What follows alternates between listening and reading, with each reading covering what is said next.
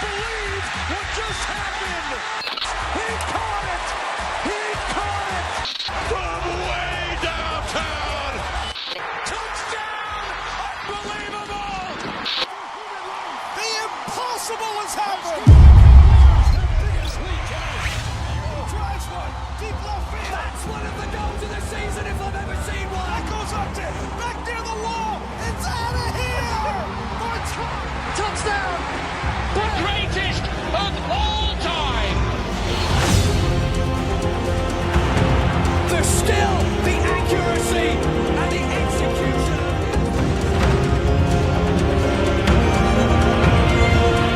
And na is the letter I use to spell nutches, who live in small caves known as niches for hutches. These nutches have troubles, the biggest of which is the fact that each nutch wants the very best niches. Each nutch in a niche knows that some other nutch may want to move into his niche very much.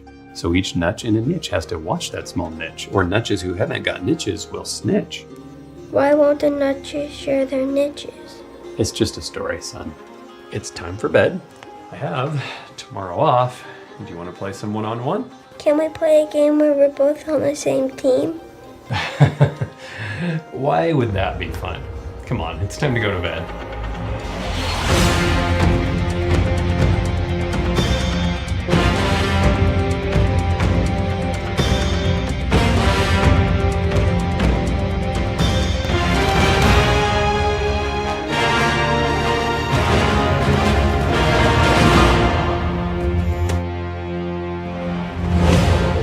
As a child, I often wondered why everything in life needed to be competitive to be fun. In the lunchroom, the popular kids sat at the front of the table. The window seat was a coveted spot. The kids were praised for getting the best score in the spelling bee. And above all, kids competed to be the best in any sports season. As an adult, my fun was knowing that my desk job could be taken over by the new employee that I was training. Every day traveling to work seemed like a day in the Indy 500. And I know friends that are divorced now because they found someone better. Better cars, better homes. Everything seems to be keeping up with the Joneses, as if the Joneses are in competition with us. Good morning. Morning. Good morning. Where do we learn all this? What actions in our lives trained us to think about becoming the greatest among others? Could it be that the educating in this type of superiority begins in one of the most inconspicuous places? The kid is a L7 weenie. Yeah. Oscar Mayer even. Footlong. Dodger dog. A weenie. As a child, I would often wonder what the big deal was about proving your team was the best. It always became a yelling match after recess. We would all run down the hall and find the water fountain. You see that play? That was awesome. We almost destroyed them. Tommy lost the game for us all because he dropped the ball. It got knocked out of my hand. That wasn't the first ball that was knocked out of someone's hand. But what was the difference between how he reacted and how a professional athlete reacted? Sports psychologists Thomas Tuchel and William Brunn said, competition is a learned phenomenon. People are not born with the motive to win or be competitive. We inherit a potential for a degree of activity, and we all have the instinct to survive. But the will to win comes through training and the influences of one's family and environment. Could it be that competitive sports are intrinsically designed to focus our minds on works-based superiority, and winning and losing psychologically creates a prideful or revengeful character? The Bible says that in heaven, little by little, Lucifer indulged in the desire for self-exaltation.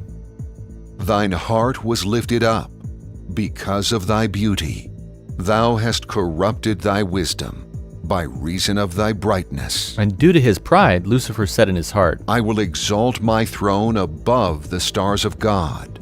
I will be like the Most High. Though honored among the heavenly hosts, he ventured to covet homage due only to the Creator. In other words, the whole reason we are here in this sin-sickened world is because of the spirit and mentality of thinking who is the greatest. Could it be that this old snake is using the same subtle deception with sports and games to design young, impressionable minds to think along the lines of becoming the greatest? And could those mannerisms, desires, traits, and tendencies also influence the audience? The 1986 World Series, Red Sox first baseman Bill Buckner lets an easy ground ball dribble between his legs, rolling down the right field line. Behind the bag, it gets through Buckner. It was just a routine field error, but it was a disaster for Boston Red Sox. It was the 10th inning and the 6th game of the World Series.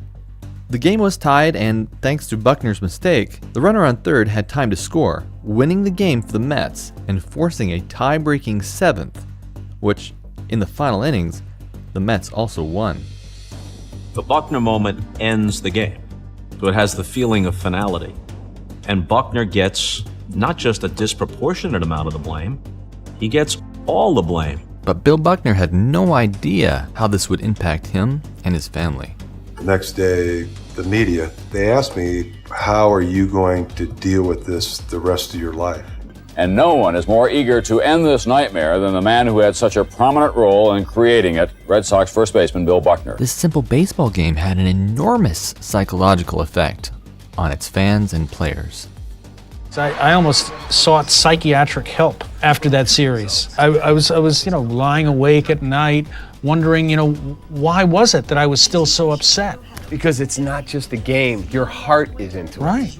Well, I'm from Boston, so no matter what you do to Bill Buckner, it's not bad enough. That's it's just you can't overrate what happened there. You broke the hearts of people in 6 states. It was not all his fault, but ball didn't go between my legs, went between his legs.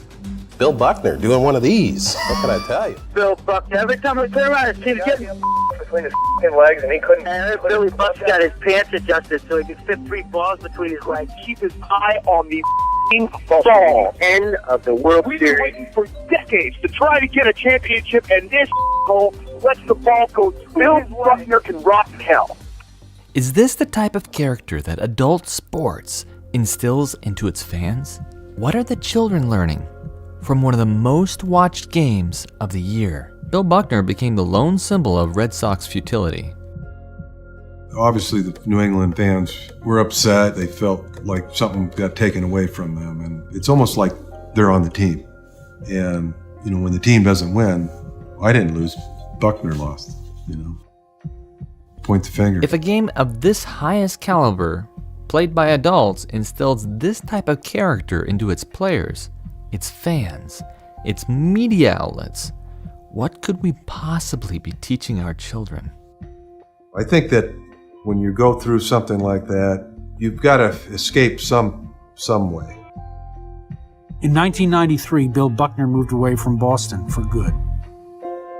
But it's not just the players that are on the receiving end of the hysteria that competitive sports throws people into.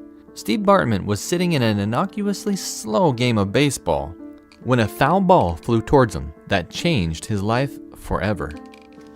Steve Bartman apparently deflects the ball. It lands at my feet, and one of the guys I'm with picks up the ball. Pryor immediately turned to the umpire and pointed at the fan. The umpire's all over it. The umpire right down there, Mike Everett's on the play. That's awfully close to fan interference right there. If Alou has to reach into the stands, it's fair game for the fans to catch the ball. If the fan reaches out over the field, then it can be ruled fan interference. That is very, very close. And as soon as that happened, the entire dynamic in that stadium changed. As multiple fans raised their hands to catch the ball, so did one of the outfield players. Obviously, he was upset that he didn't get a chance to catch it, but he really threw kind of a little temper tantrum, a little fit. I was so surprised that he was over there in position to catch it. I think that he was too. He was like, I'm over here, I got a chance to make this play. And then you stole it from me? I was just right with him. What's with this guy? What is with this guy? What fascinates me most about this is that if it's just a game, this shouldn't have happened. But we get such emotionally tied to beating another teammate and winning the game and pleasing ourselves by showing our superiority that it hurts us emotionally when it doesn't go our way. When we tickle our egos with the feelings of superiority, it leads to self-glorification of our own works and accomplishments. This repetitive teaching sears our brain with the characteristics that are not favorable for producing a Christian character. Like a disease, the spirit of rebellion is passed from player to player to fan to stadium and to cities. They're at the fan who interfered booty. They're chanting out here. Before you know it, Waveland Avenue's chanting, now the bleachers are chanting, now the grandstand's chanting, and that chant and the anger builds and builds and builds. Somebody hit that! Hit him! I remember thinking, if they don't get out of this inning, this poor guy is, he's done for. I heard, there was a lot of being screamed. There was a lot of, we're going to kill you. We were going to, this. And at that time we were like, man, this is getting kind of out of hand. It's just a foul ball. Yeah, we're going to kill you! This is one kid against an entire city. Before long, they had to get security to escort Steve Bartman and his friends out of the stadium. Whether we did anything wrong, it didn't matter. I just thought that it was going to get heated. Let's get them out of here. Because there were fans then jumping down from their seats, getting in our faces, trying to stop our progress. If that guy's smart right now, he takes that hat off, he takes his glasses off, and he changes his freaking sweatshirt. I didn't realize, look at all the people yelling at him, going out. Holding like a sweatshirt over his face, and I ripped the sweatshirt down over his face, and then the security guards pushed me against the wall, and then they came running up here with it. Why did you do that? Because I wanted to expose him for ruining what could be a once in a lifetime experience. Someone ever convicts that guy of a crime, he'll never get a pardon out of this governor. Police and news reporters camped outside his house. That was when it really started getting surreal and bizarre around here. He was like, wait a minute. It was like they were treating him like he was a guy who had somebody held hostage. On the show, we finally got a call, some guy saying we have his address and we're going to go out and we're going to kill him tonight. And I was on the air, A, as a therapist trying to talk people off the ledge, and B, trying to calm people down. Bartman still lives in Chicago, but his lawyer won't say where. He won't speak to any news agency or reporter. He has refused offers for hundreds of thousands of dollars to be on commercials or card games. There are even rumors that he can't use a credit card, else his name be revealed. But fortunately, Steve Bartman got off easy compared to some other examples that we have in Brazil and Indonesia. Some of the players, referees, and fans did not make it out alive. This is the spirit that competitive sports ultimately instills into the mind. The you versus me mentality, once conceived, results in death. But more than 120 people were killed, possibly more, 180 that have been injured. I mean, soccer is like in so many countries a bit of a religion here in Indonesia. So these games attract massive crowd. The fans invaded the pitch. There are pictures of the bodies just littering the ground. And this isn't just a problem with Indonesia. This is a worldwide human epidemic. 73 people have been killed and 1,000 more injured after a football pitch invasion in the Egyptian city of Port Said. One Al Ahly player described the violence as war. People are dying in front of us, he said. Interestingly enough, it's not much different in North America. Vancouver, transformed into a war zone. Fires erupted in busy downtown intersection, while police in full force struggled to contain the crowd with tear gas. Two of their cruisers set ablaze. The reason for all of this chaos? A hockey game, lost by the hometown Canucks to the visiting Boston Bruins. Of course, if you remember, Vancouver erupted in similar riots in 1994, the last time the team, Robin, lost Game 7 of a Stanley Cup final. Unfortunately, the ugly side that we sometimes see in sports. All right, Josh. Indeed. Thanks. I find it fascinating that the reporter shrugs this off as just an ugly thing, as if this is a common occurrence that happens every now and then when they have this stuff. Hundreds of people died. This is a big deal. This is why James says, "Then desire, when it is conceived, gives birth to sin, and sin, when it is fully grown, brings forth death." The desire to be first is the exact opposite of what Christ's method imposes on our life. For a Christian, reading the Word of God should change every interaction with friends and family. The truth found in the Bible does not create the spirit of rivalry. It does not desire to be the greatest or the best in place of another person. True godly love is not selfish. It can't be challenged, nor can it be derived from human praise. The Christian heart that has received God will overflow with the love for God and all of those who Christ selflessly died. Self never struggles to be seen or recognized. Although the human mind has tendencies to be selfish due to sin, competition is a learned behavior that has to be cultivated. What's not learned is worship of someone greater than yourself, however you determine what that greatness is. That type of worship is not according to the Word of God and is condemned by the Lord Himself. But you don't need to fall down in front of someone to worship them. Worship comes in many forms, such as putting anything above God Himself. And if the people can be the gods of this religion, what is the church? NASCAR and religion have always been intertwined.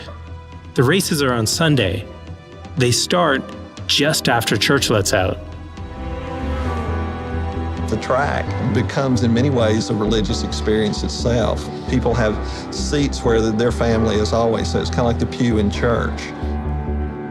The South, we didn't have Major League Baseball. We didn't have the Yankees or the Dodgers. We didn't have the Green Bay Packers. You need something that brings your community together. You need something that brings joy to your community. And there are a lot of places that's church and religion and going to church on Sunday. But for this part of the world, from where I grew up at, your church is on Saturday night. Church, as defined by the Bible, is the people, and where they decide to gather for a single purpose becomes worship. I don't know if the athletes really truly understand how significant sports is. And I'll take it even a step further. I think sports has become the new religion. I think in the rise of atheism and the resignation from faith in God, that sports and sports figures have become the new religion. And with that being the case, it's even more significant to pop culture and the overall spirit of our society. So if sports is the new religion, what kind of characteristics can we see within that religion? The New Zealand All Blacks are the greatest sports team in the world. Since 1892, they've won 77% of every game they've played. They've won 3 of 8 Rugby World Cups and have never been ranked lower than 2nd in the world.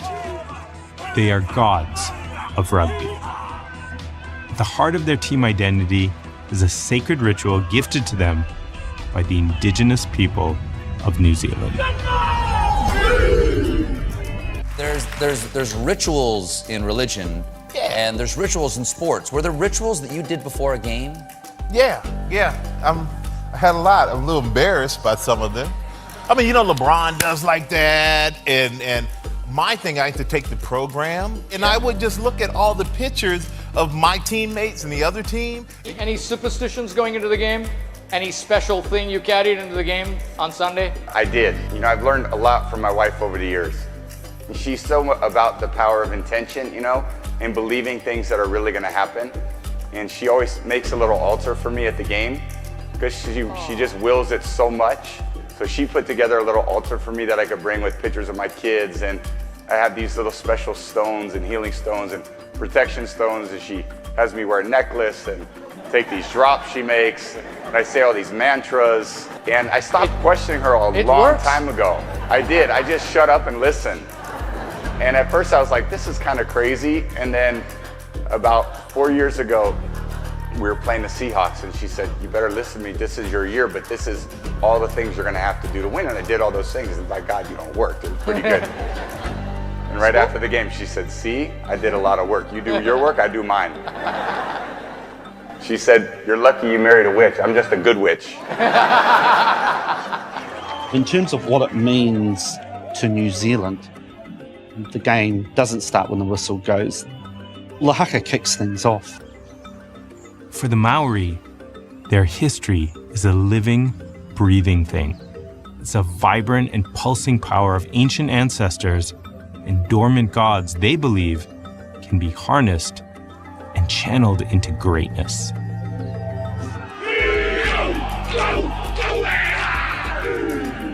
It would be very strange for an All Black team to not perform a haka.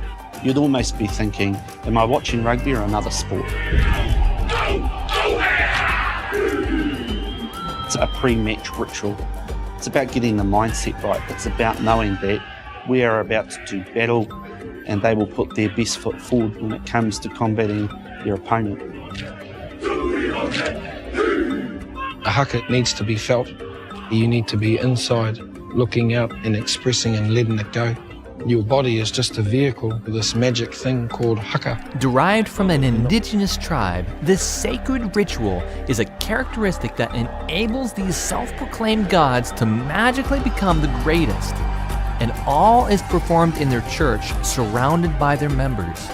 But what if there was a sport that went beyond this and actually gave you special powers? When you're out there in the stadium and the casters commentating the game are going crazy, the fans are going crazy, the sound is all around you, just like encompassing you, you feel alive. If that's not spirituality, I don't know what is.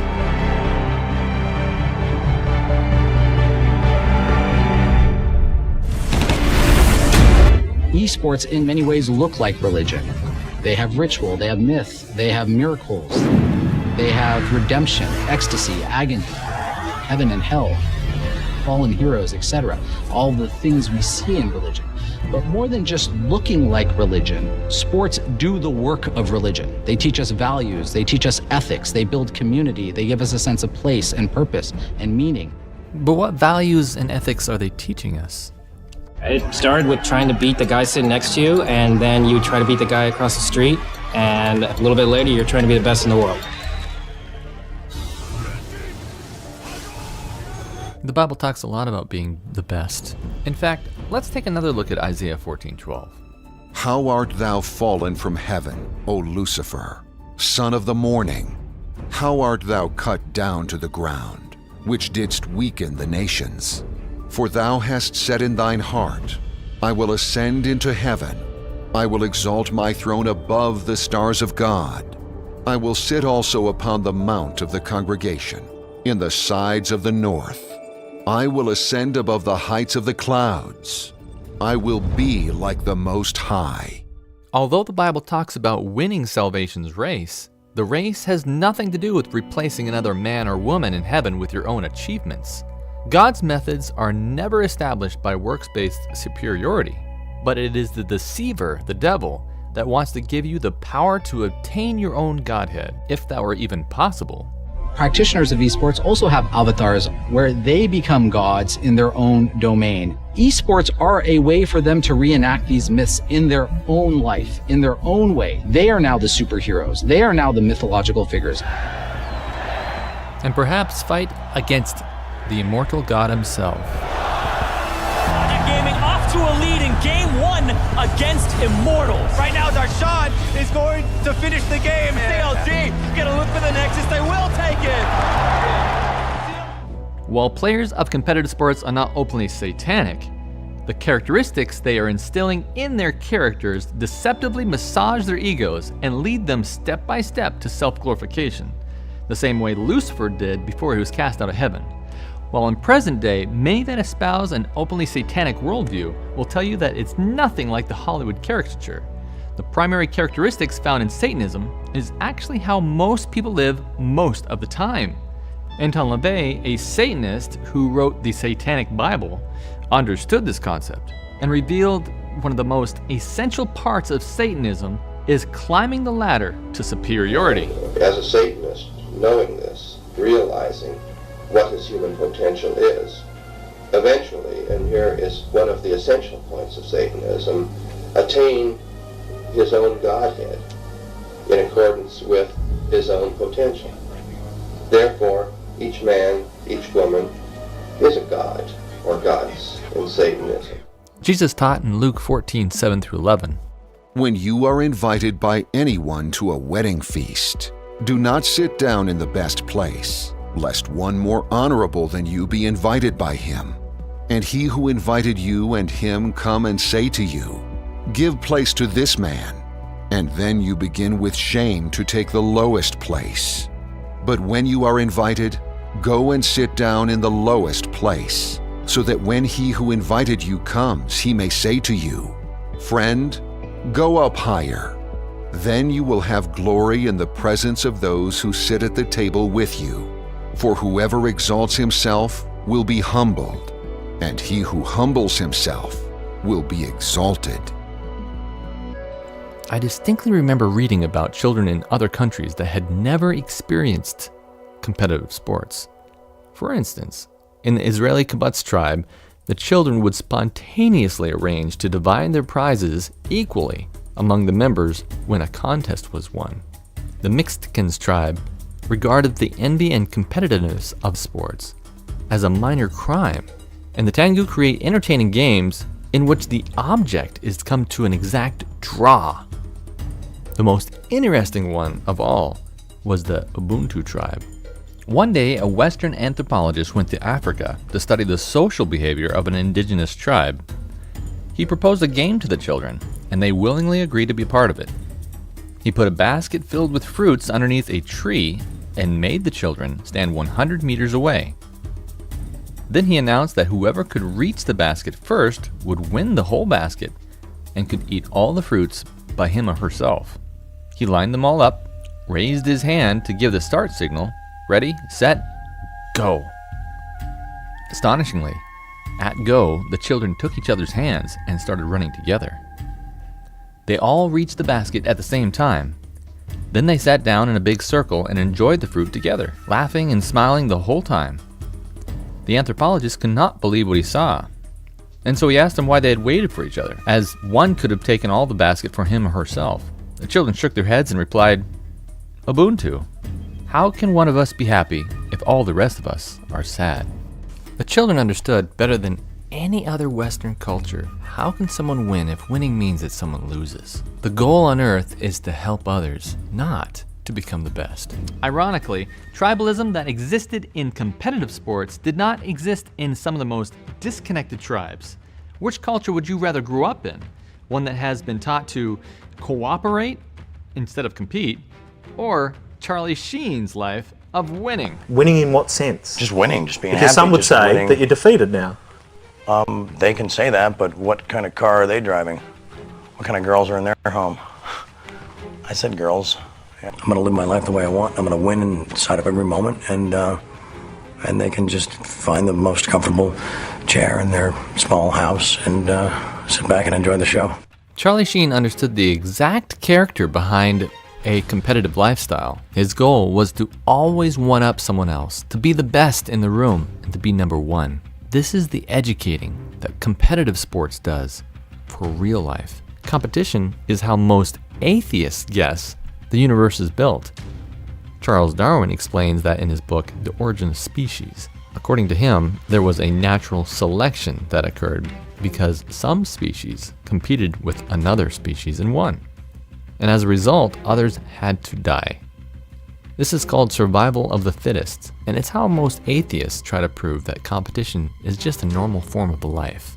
While true on a small scale, in the animal kingdom, these lower passions, animalistic passions, of trying to become the greatest is not how he wants Christians to live.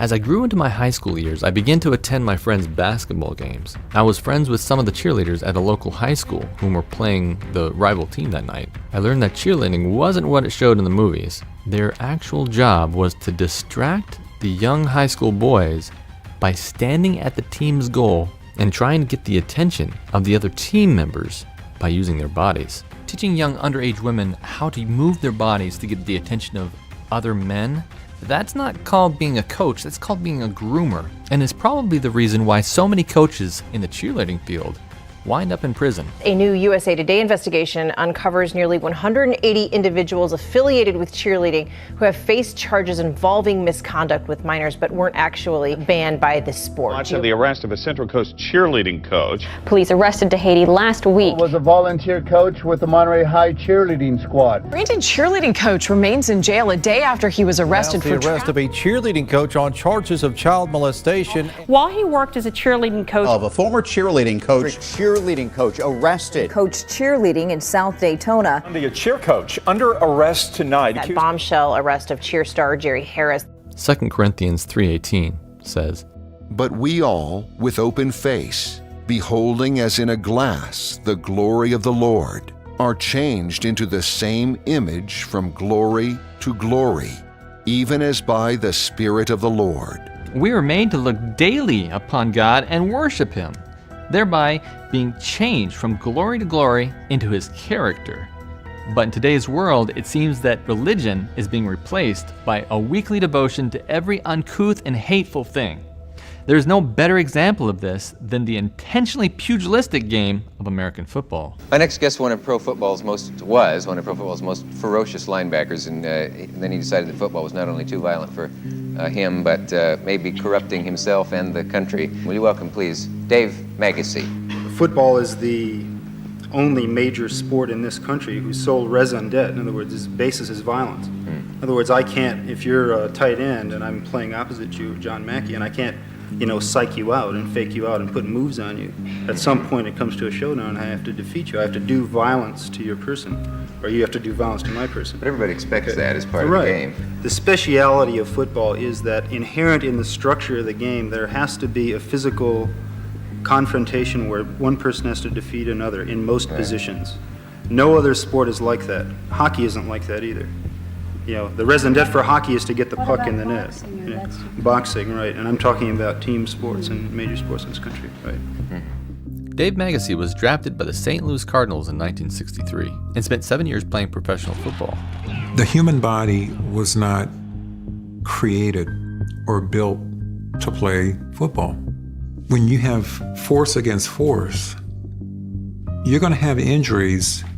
And I'm not talking about the knees and all of that stuff is a given. But from a neurological standpoint, you're going to have some brain trauma.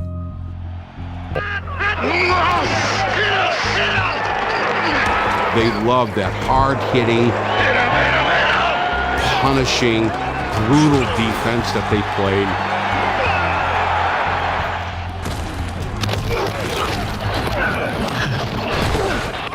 And to think, this is what people enjoy watching. This is what they want to see. They want to see destruction, annihilation of the opposing team. People like the violence of it.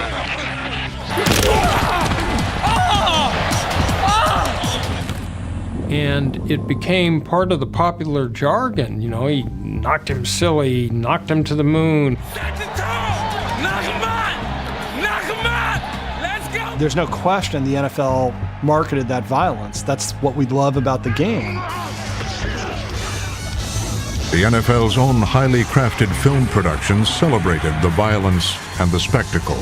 Dave Magacy reveals in his books that most players didn't want to go to play the game. They were doing it because it was their job. Some players hated it. He wrote in his book, "We were really fired up and felt we were going to annihilate them. I particularly didn't want to see their faces, because the more anonymous they were, the better it was for me. And I'm sure most of the other ball players felt the same way. They were the faceless enemy we had to meet." After winning the Super Bowl, George Leonard said, "Tom Landry is still aware of his mask of fear, even after winning the Super Bowl. The problem is this, even after you've just won the Super Bowl, especially after you've just won the Super Bowl, there's always next year. If winning isn't everything, it's the only thing. Then the only thing is nothing, emptiness, a nightmare of life without ultimate meaning." So what is the only thing missing from a religious ceremony that in God's eyes is meaninglessly wasting time, teaching bad characteristics, and damaging the holy temple of the body? The same thing in every church service. Music. If you had to choose one of the most watched television programs with simultaneous eyeballs watching it, you'd have to pick the Super Bowl. It's pretty much near the top. No other program garnishes the viewership like this highly anticipated night. Roughly 100 million enthusiastic viewers tune in, many of them with a super heightened state of emotion. It's one of the reasons why each 30-second Super Bowl commercial sells for a whopping $5+ million. Just before Madonna's Super Bowl performance, the pop megastar explains to Anderson Cooper exactly what the halftime show is.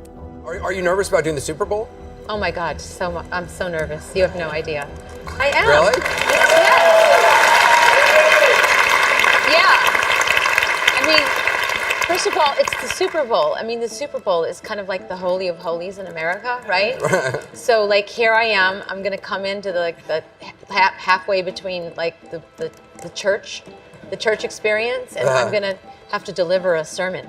Madonna kicked off her performance with none other than an overtly occult ceremony, being brought out on a stage as a Roman high priestess or some sort of goddess. Her decor has elements of ancient Egypt, Sumeria, and even Babylon, and it resembles the Sumerian-Babylonian goddess Ishtar.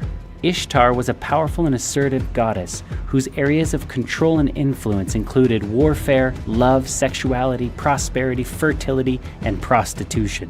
She sought the same existence as men, enjoying the glory of the battle and seeking sexual experiences. Madonna's portrayal of Ishtar is therefore quite interesting, as one can argue that the pop singer has embodied throughout her career the assertive yet highly sexualized qualities of Ishtar, even achieving a state of power in the music industry that is only reserved to men. With each passing year, performances try to one-up each other with its dark imagery. Illuminati princess and occult enthusiast Beyoncé kicked up the occult theme just a notch the following year. There was Masonic checkered themes everywhere, such as this saxophone girl's outfit. Beyoncé, of course, was throwing the hand sign that is associated with the occult. And built into the stage lighting was the Gemini twins, the minor gods of Babylon, whose names mean the one who is arisen from the underworld and the mighty king. Both of these names are titles of Nergal, the major Babylonian god of the plague and pestilence, who is the king of the underworld. Beyoncé admits that she has a spirit possessing her called Sasha Fierce. It was kind of the first time I felt something else come into me. Sasha is my alter ego. I'm really kind of shy, and not really shy, but more reserved, and nothing like Sasha. She closes the performance by telling everybody to put their hands towards her. Everybody put your hands towards me. Everybody, I want to feel your energy. Like Madonna, she knows this is a worship ceremony. In 2015, Katy Perry, who is no stranger to super occult performances, rode into the so-called church, as Madonna puts it, on a beast.